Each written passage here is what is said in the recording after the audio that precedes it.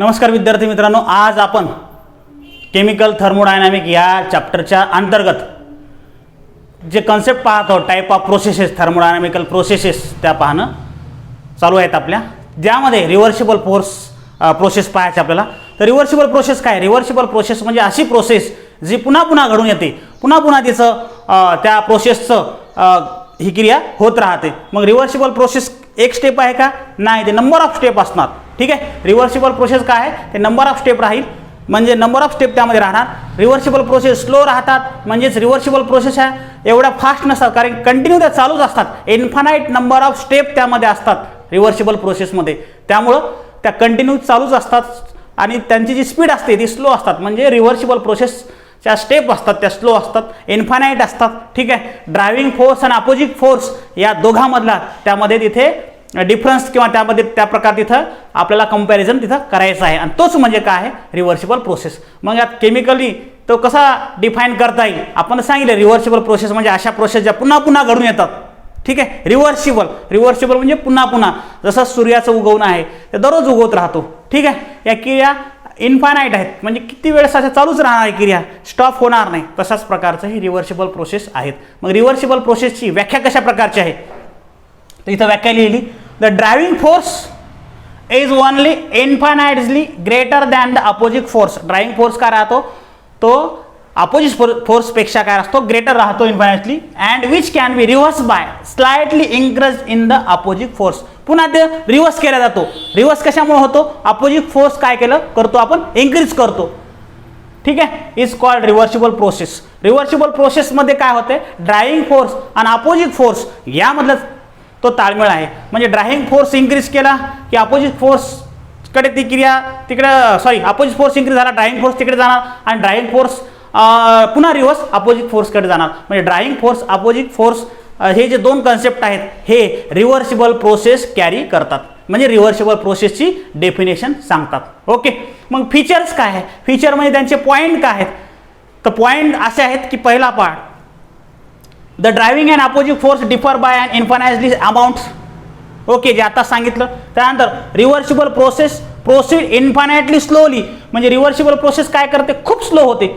Infinitely slowly and take place infinite number of step, म्हणजे large number, infinite number, large म्हणू शकत नाही, इन्फानाइटच म्हणू शकतो आपण त्याला. तर इन्फानाइट नंबर ऑफ स्टेपमध्ये ह्या प्रोसेस घडून येतात. एका स्टेपमध्ये आहे का? दोन स्टेपमध्ये आहे का? नाही, तर नंबर ऑफ स्टेप. ठीक आहे, त्याला काउंट करू शकत नाही. ठीक आहे, त्यानंतर at the end of every step of process the system attain mechanical equilibrium with the surrounding. म्हणजेच हे होत असताना वर्क सुद्धा तिथं ऑब्टेन केला जातो. ठीक आहे, वर्क सुद्धा तिथे ऑब्टेन केला जातो. म्हणजे रिव्हर्सिबल प्रोसेस कशा प्रकारची प्रोसेस आहे? रिव्हर्सिबल प्रोसेस म्हणजे अशी प्रोसेस आहे जी कंटिन्यू होत राहते, स्लो आहे, नंबर ऑफ स्टेप आहे, ड्रायव्हिंग फोर्स आणि अपोजिट फोर्स यामधलं कंपॅरिझन त्या प्रकारचं ती प्रोसेसला लीड करतो. ठीक आहे, रिव्हर्सिबल प्रोसेसला म्हणजे ड्रायव्हिंग फोर्स आणि अपोजिट फोर्स हे जे दोन कन्सेप्ट आहेत हे रिव्हर्सिबल प्रोसेससाठी महत्त्वाचे कन्सेप्ट आहेत.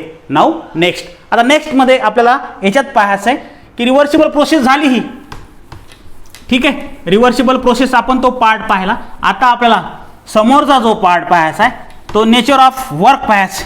काय पाहायचं आहे? Nature of work. मग नेचर ऑफ वर्कमध्ये काय काय माहिती पाहायची ते आपण इथे आता पाहणार आहोत. तर नेचर ऑफ वर्क जे आहे, वर्कचा सिम्बॉल काय आहे? डब्ल्यू. ओके, वर्कचा सिम्बॉल काय आहे? डब्ल्यू. आणि तो वर्कचा सिम्बॉल डब्ल्यू लिहित असताना आपल्याला काय काय करायचं पहा. यामध्ये हा जो पार्ट आहे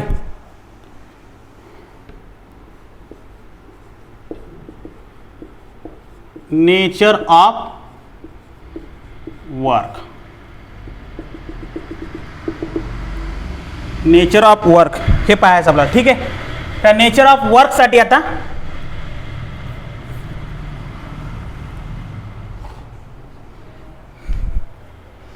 नेचर ऑफ वर्क पाहायचं आहे. त्या नेचर ऑफ वर्कसाठी काय आहे? आता वर्कचा सिम्बॉल पाहिला आपण, डब्ल्यू आहे. ठीक आहे, मग वर्क काय आहे? आता आपल्याला इथे याचे दोन पार्ट आहेत. दोन पार्ट आहे म्हणजे थोडंसं आपल्याला यातला स्पेस जास्त लागेल, आणि त्यामुळं आपल्याला इथे काय करावं लागतील? याचे दोन पार्ट करावं लागतील तयार. ठीक आहे, आपल्याला नेचर ऑफ वर्क पाहायचं आहे. नेचर ऑफ वर्कमध्ये वर्क आणि त्या प्रकारचं त्यांचं रिलेशन पाहायचं. ओके, तर ते आपण आता पाहणार आहोत. आणि त्या वर्कच्या अनुसार आपल्याला फॉर्म्युला तयार होईल. त्या फॉर्म्युल्याच्या अंतर्गत आपल्याला ती माहिती पाहायची आहे. ओके, पहा इथे आता वर्क काय,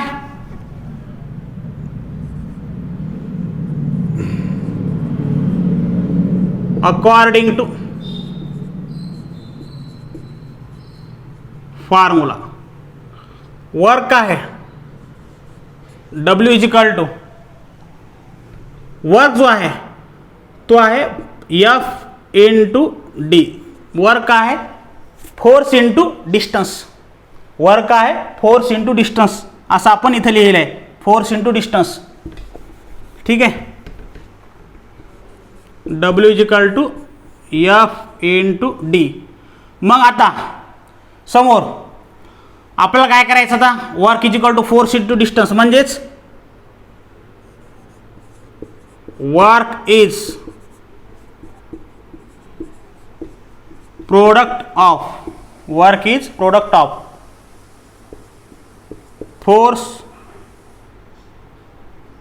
अँड डिस्टन्स. वर्क काय आहे, वर्क हा प्रोडक्ट आहे कशाचा, फोर्स इंटू डिस्टन्सचा. ठीक आहे, फोर्स इंटू डिस्टन्सचा. मग आपल्याला आता पुन्हा कसं ह्याला एक्सप्लेन करता येईल, मग according to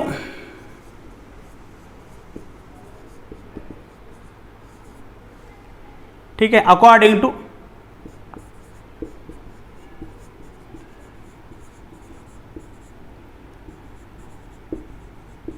thermodynamic concept,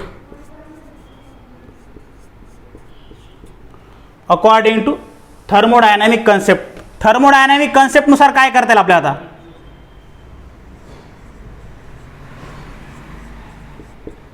thermodynamic concept. तर थर्मोडायनामिक कन्सेप्टनुसार काय होणार आता, पी व्ही म्हणजे काय, तर पी व्ही जे आहे म्हणजेच हा इक्वल टू काय राहणार, डब्ल्यू. म्हणजे डब्ल्यू काय आहे, वर्क काय आहे, तर वर्क आहे प्रेशर इंटू व्हॅल्यूम. वर्क आहे प्रेशर इंटू व्हॅल्यूमचा गुणाकार. ठीक आहे, मग आपण आता काय करतो, बट पी इजिकल टू आपल्याला आता काय करायचं, जो पी आहे तो P equal to F upon A, force upon pressure. काय असतो प्रेशर, म्हणजे जेवढा फोर्स अप्लाय करतो तो फोर्स आणि किती एरिया आहे तो पार्ट. प्रेशर काय आहे, हा रेशिओ आहे. रेशिओ कशाचा, फोर्स अपॉन एरियाचा. जेवढा फोर्स अप्लाय करतो फोर्स आणि किती एरियावर करत आहे तो पार्ट. मग नंतर काय होणार, आता यामध्ये काय राहील, आला आपण इक्वेशन याला नंबर देण्यापेक्षा असं म्हणू, याला 1 म्हणू. Put this in equation 1. Equation 1 मध्ये टाकायचं, म्हणजे या इक्वेशनमध्ये. म्हणजेच काय होणार आता, हा डब्ल्यू नंतर काय राहील एफ अपॉन ए इंटू डी, एफ अपॉन ए इंटू व्ही. पीची किंमत किती, एफ अपॉन ए, व्ही जशाला तसा. आता मला सांगा एरिया म्हणजेच काय असतो, एरिया. एरियाचं युनिट काय आहे, एरियाचं युनिट जे आहे ते एम इंटू एम म्हणजेच मीटर स्क्वेअर्स. व्हॅल्यूमचं युनिट काय आहे, एम इंटू एम म्हणजेच काय आहे, मीटर क्यूब. ठीक आहे, लक्षात आलं असेल तुमच्या. ए जे आहे एचं युनिट म्हणजे ए म्हणजे एरिया, मीटर इंटू मीटर म्हणजे length into length, metre square. Volume काय आहे, एम इंटू एम, तर एम क्यूब आहे तो. ठीक आहे, जर आपण आता तीच क्रिया काय केली, ए साठी काय घेतलं, ए साठी डी इंटू डी म्हणजे डिस्टन्स. डिस्टन्स, लांबी गुणिले रुंदी, तर डिस्टन्स थोडक्यात एल लिहायच्या ऐवजी आपण डी लिहिलं. आणि जो व्हॅल्यूमसाठी, तो व्हॅल्यूमसाठी काय होणार, डी इंटू डी. व्हॅल्यूमसाठी काय होणार, डी इंटू डी. मग आता हा डी कॅन्सल होणार. मग राहणार काय, तर राहणार एफ. ओके, राहणार काय, एफ इंटू डी. जे आपण इथं ऑलरेडी जो कन्सेप्ट आहे फॉर्म्युलाचा, वर्कचा फॉर्म्युला फोर्स इंटू डिस्टन्स, तो इथे थर्मोडायनामिकली रित्या आपण इथे सॉल्व केला आहे किंवा आणलेला आहे त्या प्रकारचं. ठीक आहे, म्हणजे इथं हे इक्वेशन आपण काय केलं, एक प्रकारचं थर्मोडायनामिकली प्रूव्ह केलं असं म्हणू शकतो. ठीक आहे, मग डब्ल्यू काय आहे, तर डब्ल्यू हा काय आहे, वर्क आहे. ठीक आहे, एफ काय आहे, एफ काय आहे, तो फोर्स आहे. डी काय आहे, डी डिस्टन्स आहे. ठीक आहे, ए काय आहे,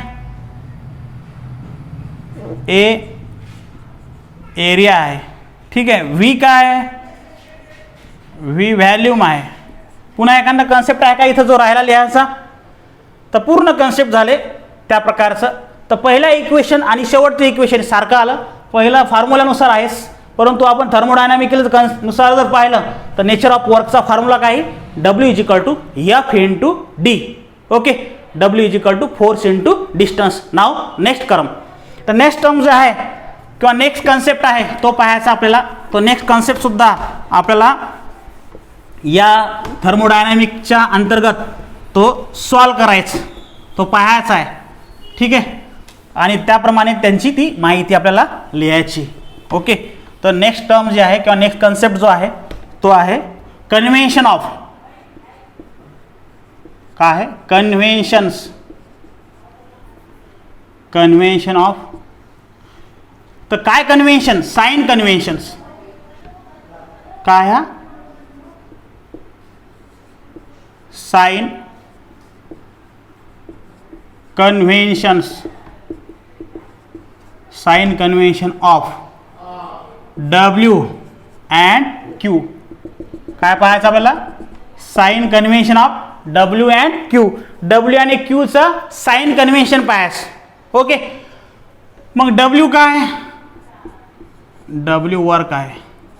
क्यू काय, तर क्यू आहे हीट. म्हणजे डब्ल्यू आणि डब्ल्यू आणि क्यू यासाठी आपल्याला साइन कन्व्हेन्शन, साइन म्हणजे प्लस साइन आहे का मायनस साइन आहे. साइन कन्व्हेन्शन दोनच प्रकार साइन आपल्या इथं पाहायचे, एक प्लस आणि दुसरा मायनस. तर प्लस कधी लिहायचं, मायनस कधी लिहायचं हे दाखवण्यासाठी आपण इथं काय करू, याची डायग्राम काढू आणि डायग्रामच्या माध्यमातून तो समजून कन्सेप्ट आपल्याला घ्यायचा आहे. ओके, तो कन्सेप्ट आपल्याला काय करायचं आहे, समजून घ्यायचा आहे डायग्रामच्या माध्यमातून. तर हा जो आहे तो कन्सिडर करायचा काय आहे, सिस्टीम. आता हा ॲरो बाहेरच्या दिशेने जातो, बाहेरच्या दिशेने जातो म्हणजेच काय, आणि हा सुद्धा काय करतो, बाहेरच्या दिशेने जातो. ठीक आहे, याप्रमाणे. त्यानंतर आता हा जो ॲरो आहे आतल्या दिशेने येतो. त्यानंतर हा जो ॲरो आहे तो आतल्या दिशेने येतो.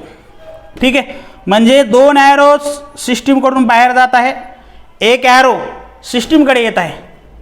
ठीक आहे, दोन ॲरो सिस्टीममधून बाहेर जात आहे आणि दोन ॲरोसुद्धा सिस्टीमकडे येत आहेत. म्हणजेच मला सांगा, ही सिस्टीम आहे.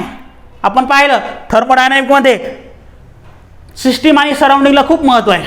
सिस्टीम सराउंडिंग, आता सिस्टीम आहे, हे जर एवढा जर पार्ट सोडला तर बाकीचं सर्वच काय असेल युनिवर्सचं, तो सराउंडिंग राहील. ठीक आहे, त्याचप्रमाणे आपल्याला इथे लिहायचं आहे. मग सिस्टीम अशी आहे, बाकीचा भाग सराउंडिंग आहे. दोन ॲरो बाहेर जात आहेत, दोन ॲरो आत येत आहेत, बाहेर जात आहेत. तर आपण कन्सिडर करू, समजा हा डब्ल्यू आहे आणि यापासून तो बाहेर जातो. बाहेर जातो म्हणजेच काय, प्लस. बाहेर जातो म्हणजेच काय, तो प्लस. ठीक आहे, आणि त्यानंतर आता हा बाहेर जातो म्हणजेच काय आहे, मायनस. हा मायनस आणि हा सुद्धा मायनस अशा प्रकारचा तो तिथं पार्ट आपल्याला घ्यायचा आहे. म्हणजे डब्ल्यू मायनस क्यू मायनस, आता हे मायनस कधी प्लस कधी आपल्याला घ्यायचे आहेत. ठीक आहे, त्या प्रकारचा तिथं पार्ट आपल्याला पाहायचा आहे. आता work done by the system, work done by the system, sorry work done by the system काय येईल इथे डब्ल्यू, आणि heat release by the system तिथे काय येईल क्यू येणार. ठीक आहे, heat release by the system तिथे काय येणार क्यू येणार. त्यानंतर work done on the system, on the system इथं काय येईल तो मायनस, इथे मायनस, म्हणजे डब्ल्यू मायनस आणि डब्ल्यू प्लस, क्यू प्लस आणि Q minus, work done on the system. ठीक आहे, work done by the system. ठीक आहे, on the system by the system अशा प्रकारचे कन्सेप्ट आहेत, त्याप्रमाणे आपल्याला घ्यायचे आहेत. तर यामध्ये काय करायचं आपल्याला, आपल्याला ते त्याप्रमाणे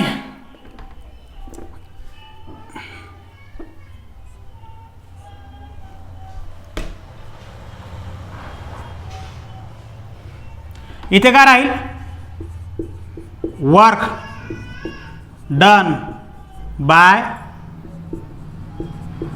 the system, work done by the system. इथं काय राहणार work done on the system, work done on the system.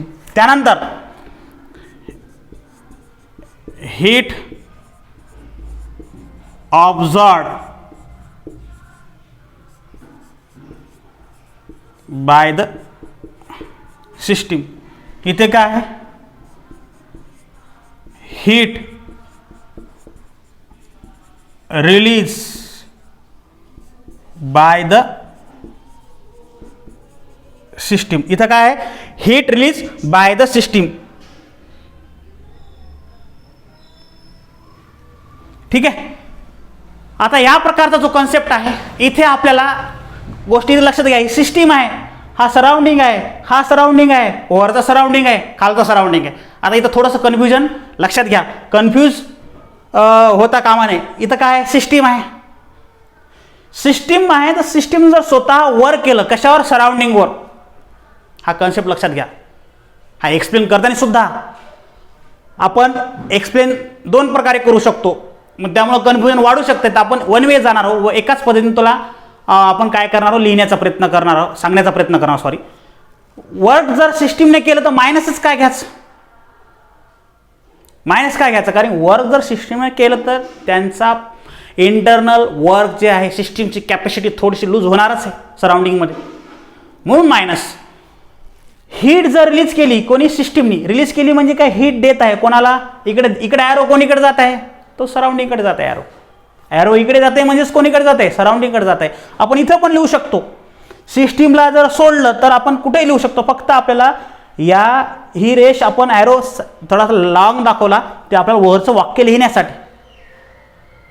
System जर सोडली की सराउंडिंगच आहे, मग आपण एकूण इकडे दाखवला सराउंडिंगकडे आहे तो, बोर्डवर नाही, पूर्ण युनिवर्स, सराउंडिंग म्हणजे युनिवर्स. मग इथं काय केलं आपण हीट मायनस दाखवली, कारण की हीट सिस्टीमने रिलीज केली म्हणजे सिस्टीमची स्वतःची हीट कमी होणार, रिलीज केल्यामुळं स्वतःची क्वांटिटी कमी होणार ना दिल्यामुळं. आता इकडे पहा work done on the systems, work done on the system म्हणजे सराउंडिंगनं काय केलं वर्क केले कशावर सिस्टीमवर, म्हणजे सिस्टीम जर वर्क आहे ऑलरेडी करणारच, पण सराउंडिंगवर त्याच्यावर केलं तर तो पॉझिटिव्ह चिन्ह. सिस्टीममध्ये हीट असतेच, ठीक आहे, हीट वर्क ह्या त्या प्रॉपर्टी असणारच. जर सराउंडिंगनं पुन्हा त्याला हीट जर काय केलं ऑब्झर्व केली म्हणजे त्याला ऑब्झर्व केले म्हणून कशाने सिस्टीमनं, कशापासून सराउंडिंगकडून, तर क्यू काय येणार प्लस. तर अशा प्रकारचे हे साइन कन्व्हेन्शन इथे लक्षात ठेवायचे without confusion. So okay, thank you.